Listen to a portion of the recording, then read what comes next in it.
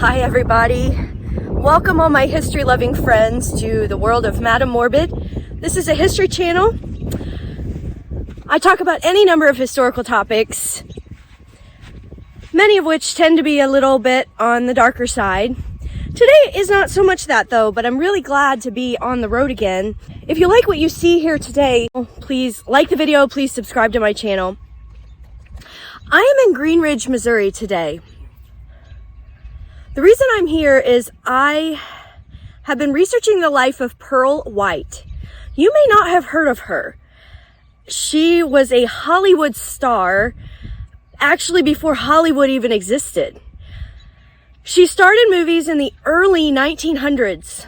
Movies were literally in their infancy. She was born right here. We're going to talk about her life in Green Ridge today. Take a little bit, see what is left around the town. There's not much left from when Pearl White lived here. Pearl was born in 1891. Her mother's name was Elizabeth House. Her father's name was Edward G. White. Her mother had lived in Green Ridge her entire life. Her father had relocated here in his youth, and he had married Elizabeth, according to Pearl, when her mother was just 16 years old. She had 9 children in 15 years, and Pearl was the final child born to this family. Most of those children died in infancy.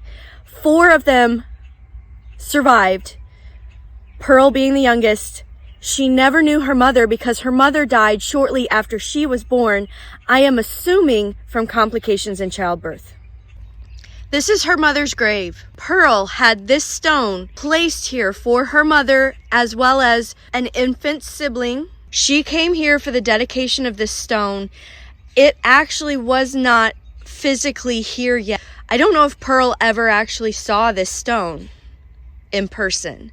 Pearl never knew her mother. For several years, her father left. She was living here in Green Ridge. I'm not sure who was caring for her. I guess her mother's parents. She talks a lot about her grandmother. She also talks about an African-American woman. She didn't know her name. She called her auntie, which was standard at the time, what you called African-American servants. Her mother came into the marriage with money, and her father did as well. She says he was born into a wealthy family, but he seems to have squandered whatever fortune he had. And after his wife died, he disappears for several years. She said she didn't even know who her father was until he came back when she was about 4 years old. She actually says she's not sure why her father even came back at all.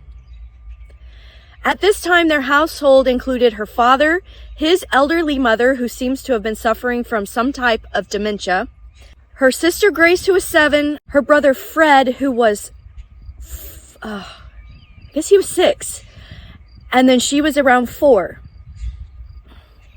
She had another brother, George, who was living with her grandmother. She says her grandmother lived across the street. About the time she turned around 6, the family really got into it.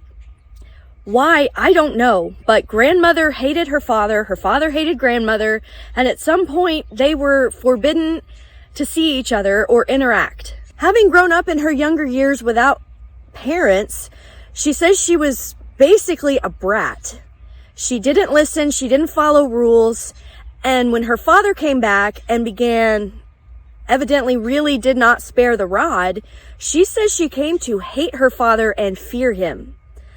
I don't know if he was doing anything beyond regular discipline, but I would say if she was afraid of her dad, that maybe he was going a little too far. She says he wanted to toughen her up, that he would make her walk to town in the dark so that she wouldn't be afraid of the dark anymore. She says she was bullied,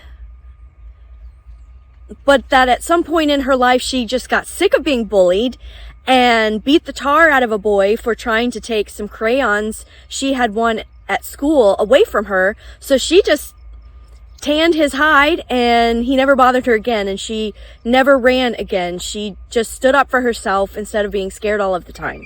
One thing that is very clear from reading her autobiography, it was called Just Me. It's probably one of the first autobiographies ever written by a movie star. I don't know how much of it is true or how much of it is exaggeration, but it's pretty clear from her book that she was a very creative and imaginative child. Her father seems to have not really known what to do with his life. He may have tried a lot of get-rich-quick schemes that never worked out. Here's how she describes their home. She says at one time it had been a beautiful home, a beautiful large estate that had really come to be run down.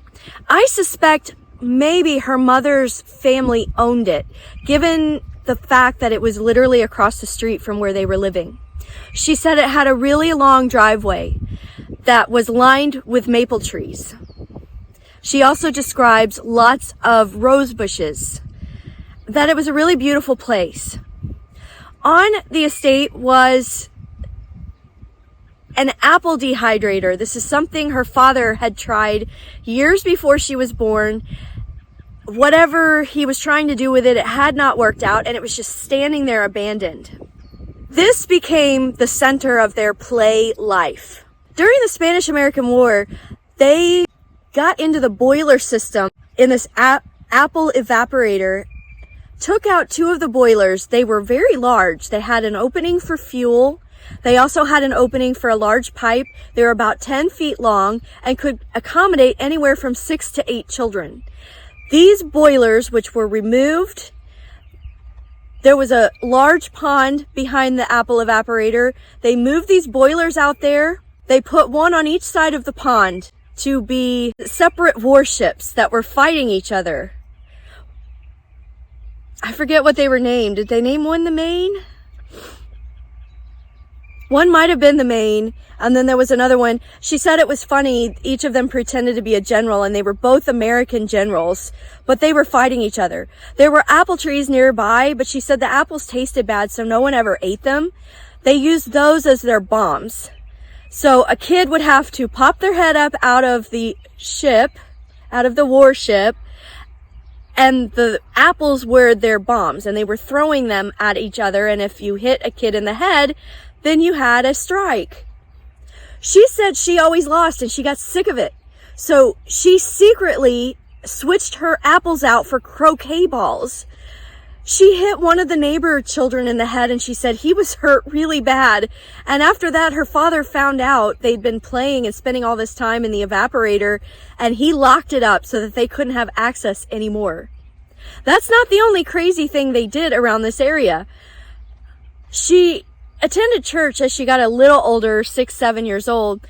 She learned the story of the baby Moses. When she was around 6, her aunt moved in with a bunch of her kids. She had 4 or 5 kids. The youngest was around 2. They took this 2-year-old child. He was baby Moses. They put him in a basket and set him out afloat on this pond. She said he nearly drowned, and that was it for her aunt. She loaded up her kids. He was barely saved by a farmhand. She moved out. Pearl claims she began performing at an extremely young age. She used to show off for people around town, and she at first did it in exchange for candy. Someone would have her sing a song for candy. I forget who it was, just because they thought it was cute. It might have been her grandma, maybe, the one who had dementia. It wasn't her father. Eventually, she figured out that people would give her coins if she would perform. She started saving up these pennies for a doll.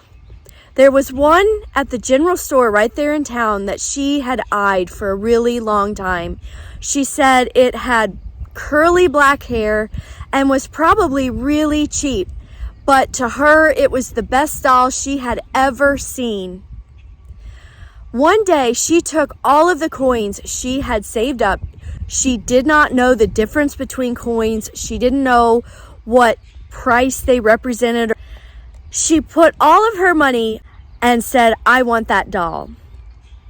From the look on his face, she guesses it must not have been enough money. But he took pity on her. He got the doll and he gave it to her. And he said, just take these coins you were going to buy this with and give them to the church. Put them in the donation box and you can have the doll. She said, I never kept that promise. I kept the money. I kept the doll. She said, but I have such love in my heart still for the man who owned that store. To this day, he may not have ever known how grateful I was, because it may not have seemed like I was grateful, but I truly, truly was. She cherished that doll. The first professional role Pearl ever had happened by accident. A traveling theater came to town. They had been going from little town to little town, putting on a production of Uncle Tom's Cabin. As they were setting up their tent, Pearl skipped Sunday school to watch them putting the tent up. She began putting on her little performance, whatever she did around town, for the actors and the director, just so they could see her. She was singing little vaudeville songs. She was doing little dances, just really hamming it up and looking cute. She's probably about 6 years old. Her father was married to her stepmother already because they were out of town. She said they periodically went to Stadale. It was the nearest town of any size, and it was apparently a pretty rough trip to get there. So they always stayed for a day or two before coming back, just because it was such a rough trip over the crummy roads that they had at that time. It turns out that the little girl who was supposed to play Eva was really sick. And the director, who had watched Pearl doing all of this cute stuff and seeming to not be nervous at all about performing, he asked her if she wanted to fill in for the little girl playing Eva who had the measles or something like that. And of course, Pearl says yes immediately. Absolutely, I want to do that. He said the only thing she needed to do was get permission of her father. Her father wasn't in town, and I can guarantee you that if her father had been in town, he never would have let her do this. She went to her older sister, Grace, and begged her to sign the form for her, to forge it. Her sister's only 3 or 4 years older than her, so she's 9, 10 maybe, but she does it. They give the note to the director. His name was Hall. She never forgot his name. She was so grateful to this man for letting her be in this production that she wrote about him years later in her autobiography. She got to be in 2 performances. She loved how pretty she felt in the costume. She got to wear this really long, curly, blonde wig. As a child, her hair was always kept really short. I'm sure part of that was just for the heat and head lice problems that people had around this time. It was easier to just keep kids' hair short. So she had this long, beautiful wig. She was wearing makeup. She had this really pretty dress that belonged, of course, to the girl she was filling in for. She said people didn't even recognize her during that first performance. And when they figured out who she was, for that second performance, she also got to do a matinee and an evening performance. She was the star of the town. She claims, and I'm going to say she claims a lot because I don't know what she exaggerates in her book. Hardly any of it can be verified. But she says her father arrived home in the middle of that second performance. She said she was hooked up to a harness because it was the part of the play where little Eva is ascending to heaven. She's hooked up to something so that she can fly. She has to come through a hole in the backdrop. There's netting involved. I don't really know exactly how it worked, but she says she saw her father and was so afraid that she lost her balance and fell onto the stage, that she almost ruined the performance. She said her father did not punish her. Maybe he felt sorry for her for how it went down. He just merely told her, don't you ever do that again. I don't want to ever hear about you acting or being involved in anything like this. He doesn't hold to this because she gets really involved in theater after they move to Springfield, And I'll be talking about that later. But the difference in Springfield is she was getting paid for it. Shortly after her performance in the play, there was some sort of affair, and a man came in a hot air balloon to perform for this. He went up in the balloon, he did some tricks, he then jumped back to earth using a parachute. She says she saw some trapeze artists. She was really taken in with all of this, and she decided she was going to try parachuting to the ground as well. She gets on the roof of that apple evaporator or apple dehydrator. She says it's 60 feet in the air, and that if she had succeeded in doing what she wanted, it probably would have killed her. She had an umbrella, and her idea, of course, was that she would jump off the roof and she would float down with the umbrella like it was a parachute. She didn't think or consider the fact that as soon as she jumped off, the umbrella would just turn wrong side out and she would plummet straight to earth. Luckily, her father saw all of the local boys running toward the evaporator in a big crowd, and he knew something was going on, so he followed them, and he managed to get on the roof and grab her before she actually jumped off. But she said she was absolutely livid. She would not consider the thought at all that her father was maybe right about this, and that she might die if she does this. She said later on she actually did try it off of a lower roof. It was more 10 feet or so. She says that it knocked her out for several hours. Whether it was that severe of an injury, I don't know, but I'm sure she got hurt in some way. Pearl says since her father grew up wealthy, he was a very lazy man. Growing up, his parents always did everything for him, but she said later in her life, when she was writing this book, she said to his credit, he works very hard now. It sounds like maybe it just took him a while to come around to figure out who he was and what he needed to do with his life. His new wife, he had a baby with his new wife. I don't know how long the baby lived, but it died at a very young age. It was a little boy, and her stepmother was absolutely devastated. She was so devastated, she refused to live in the house any longer where her baby died. Her father had found some kind of investment in Springfield. I don't know what he was investing in, what business it was. But they packed up all of their belongings. She said her stepmother loved animals, so she was in charge with a cage full of canaries. They had a dog, a cat, I forget what other animals they had. They had a lot of animals that went with them on this train. It was the first time Pearl ever was on a train. And she really enjoyed the trip on the train to Springfield.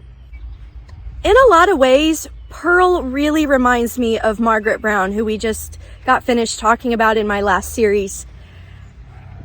Really outgoing, willing to say what they think, willing to try things that usually women aren't supposed to do.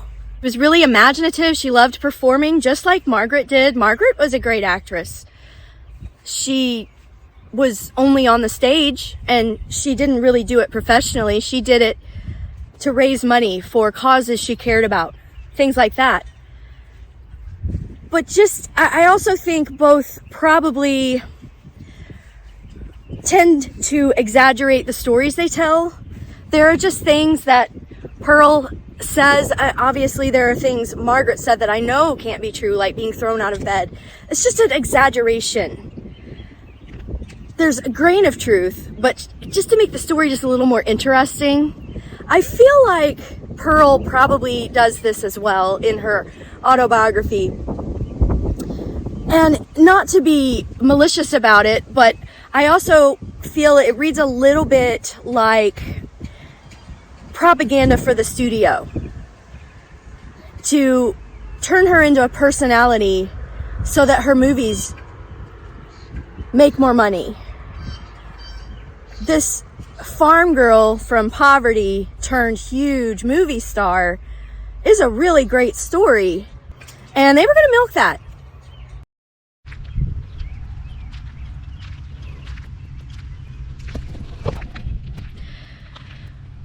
This was the train depot. The building burned in 1957. The train tracks have been removed and are now a trail.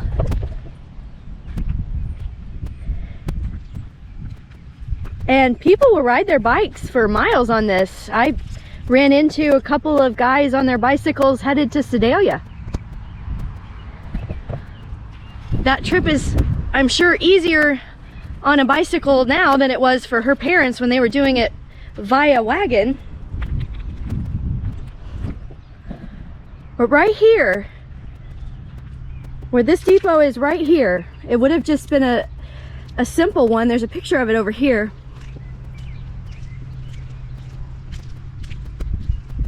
Pearl and her family, little Pearl, she would have been around 7 years old, would have stood right here. There's what the depot looked like. And they would have waited for the train. This is a 1910 image, but it was built in 1870, so this is definitely the building. They would have waited for the train. She would have had a cage full of canaries. It would have come chugging along, stopped right here.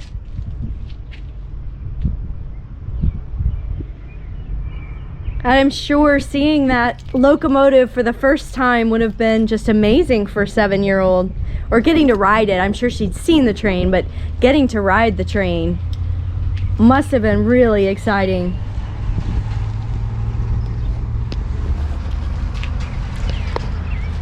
I'm going to show you a little bit of the street. There's not a whole lot up here that looks like it might have been there when she was. I'm sure there are a few. Somewhere on this street was probably the general store where that man was so nice to her and gave her the doll. Sounds like they lived in a really nice house, but that it had run down. It's so amazing thinking of this as being the railroad. Think of the old locomotives coming through here. It was really pretty driving here. It's a very, sorry, there's a truck. It's a very rural area, lots of farms, lots of green and trees. Not a billboard in sight. Billboards, I live around Springfield toward Branson. I mean, you just get slammed in the face by billboard after billboard, especially along 65 and even along 44. It's really nice to drive along and just be able to see how beautiful the land is.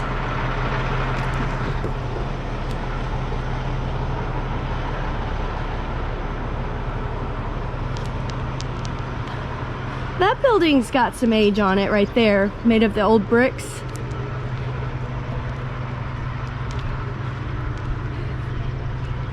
Possibly the one next door to it as well. Oh, they just built a time capsule here, or buried a time capsule.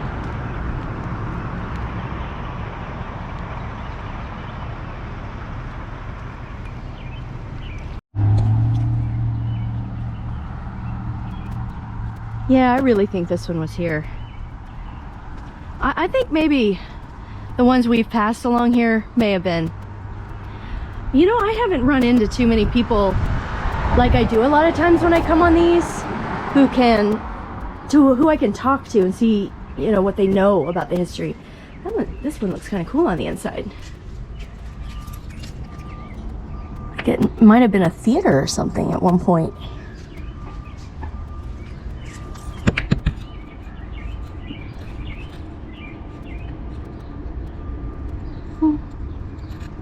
Don't know.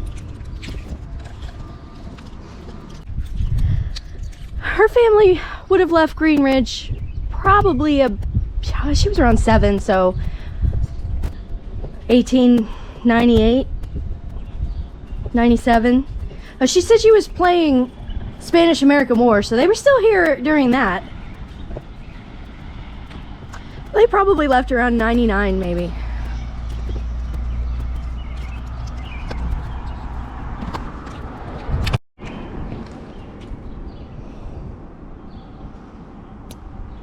So sad to see these old buildings gone.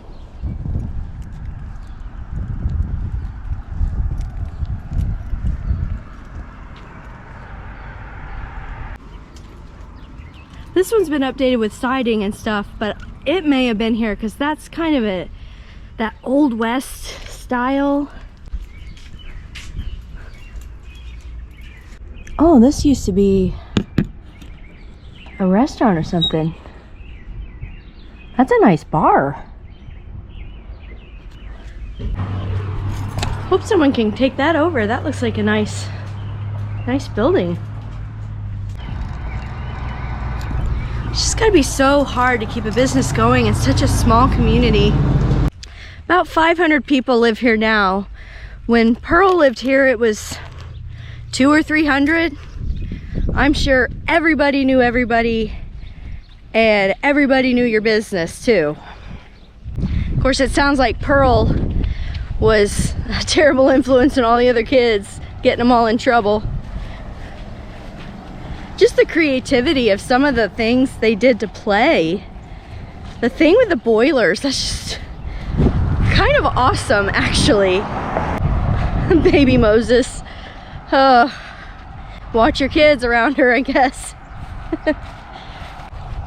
She also was really inspired by the trapeze artists, and so she was trying to put up her own trapeze system. She used broomsticks for the handles, some sort of rope or twine, and she strung it up inside that apple dehydrator and was trying to teach herself how to do trapeze. She said that was the one thing they did that her dad was okay with, and she thought maybe it was because it was really good exercise and he thought exercise was a really good thing, that it would make them strong. She did later use that skill. She traveled with a circus at least one summer doing that kind of trapeze work. And the physical stunts she did in her movies, I'm sure this is where all of that skill was started to be born.